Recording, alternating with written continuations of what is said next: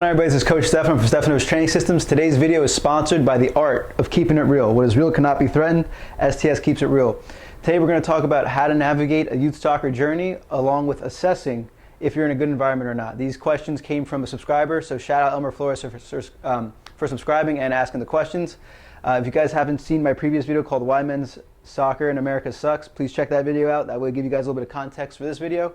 And also, if you guys haven't seen my previous video about the 100 subscribers giveaway, check that out if you guys want to win a free book and some wristbands from yours truly. All right, let's talk about it.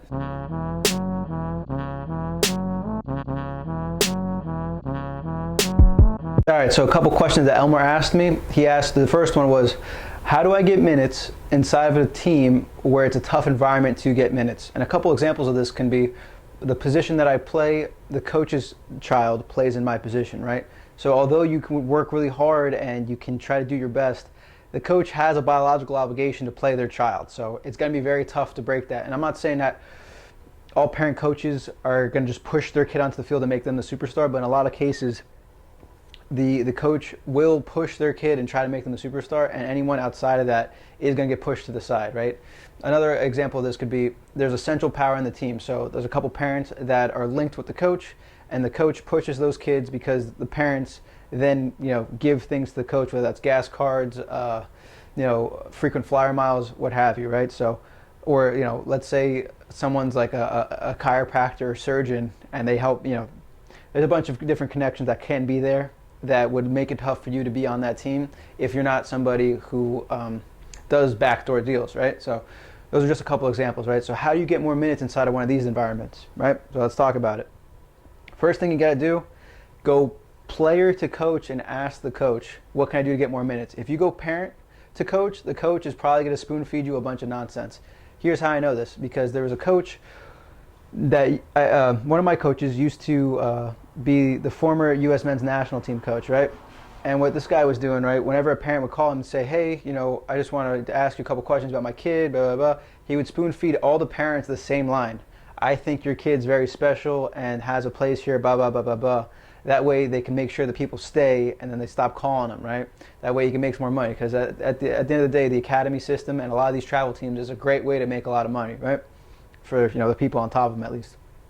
So, if you go parent to coach, you're going to probably get some kind of nonsense that's going to make you try to calm down and stop calling them, whether it's true or not, right? So if you go player to coach and you go to the coach, hey coach, I'd like to talk about what I can do to get more minutes on the field. This is good because now it exposes the coach to one of two things. If the coach goes to you and says something like, look, I'll give you an example. When I was playing travel soccer and I went up to one of these guys and I said, hey coach, what do you think I can do to get more minutes? He said, well, I think you should release the ball a little bit quicker, right? So he's penalizing me because I would hold on to the ball a little bit and then connect my passes. Meanwhile, the kid that is doing a first-time pass out of bounds the entire game, they don't say anything to that kid, right? But for the guy that's connecting the through ball for the breakaway that leads to getting into the State Cup final, they're going to get mad at me because I dribbled past someone before I just first-timed it out of bounds, right? But if you're watching this, you know who you are, and you're still wrong, okay? But see, the coach told me that, right? So I was able to assess that and say, okay, I know you're full of nonsense. I'm going to go and go somewhere else now, right? Because I can tell you're pushing an agenda for something else, because if you were trying to be honest and stay true to the game, you wouldn't say that to me because I was a component that led to the team's success, but you didn't want that to take place because I played in the same position as the manager's son, what have you, right?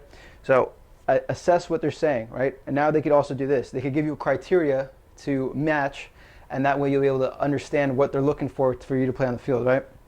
And you can also assess the criteria. So for example, let's say you play pretty good, but you make a couple mistakes here and there. Okay, well now I know if I correct those mistakes, I should get more playing time, right? Because you're telling me you're not playing me because I've made these mistakes.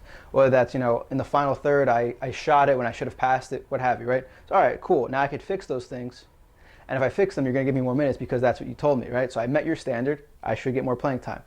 Now let's say you do meet the standard and you're not getting enough playing time. Well, that means that they might be trying to further an agenda, and they just kind of gave you something to work on in the meantime. That way, they could just always draw back to what they said. So if you meet the criteria and you start getting more minutes, that's probably an honest and credible coach. But let's say you meet that criteria and they don't give you enough playing time, well, chances are they're pushing that agenda. So the best way to get more minutes in a toxic environment is to not play soccer in a toxic environment.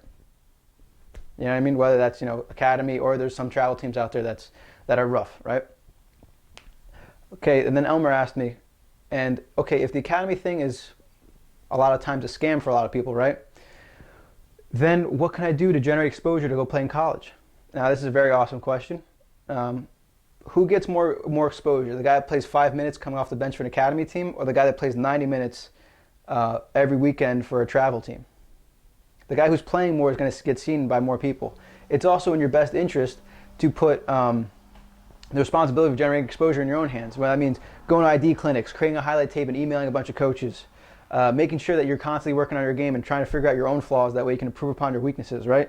All these things, you put the responsibility in your own hands, and you're better off, because if you put the responsibility in an academy team or your local travel team, you're going to get in trouble when everyone's committing to different colleges, and you're there like, at least I played academy soccer, right? So take the responsibility of generating exposure, put it in your own hands, and make sure you're in an environment where you're playing a lot. That way you could actually get exposed to people who are watching the game. Because if you play on an academy team and no one gets to see you play, then it doesn't matter anyway whether you're on FC Barcelona or your local academy. So in that case, academies generate better exposure than travel soccer. Make sure you're getting more minutes. Make sure you're taking that responsibility and putting it in your own hands. All right. And again, this video was sponsored by The Art of Keeping It Real. Keep it real, keep it simple. What is real cannot be threatened. And dribble and giggle. Have fun, play soccer. I'll check you guys out on the next one. Peace.